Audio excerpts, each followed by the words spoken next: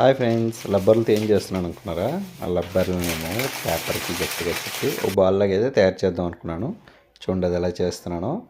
చూస్తున్నారు కదా, ఈ రబ్బర్ని అయితే మటుకు పేపర్కి చుడుతున్నాను. చుట్టి దాన్ని ఒక బంతిలాగా తయారు చేస్తాను. బంతిలాగా తయారు చేస్తున్నట్టు చూడండి ఎలా తయారు చేస్తున్నాను. చూసారా, ఒక చిన్న బాల్ అయితే తయారైంది. మొత్తం రబ్బర్లను చుట్టి గోడకు కొడితే మళ్ళీ నాకేసే వచ్చింది అది.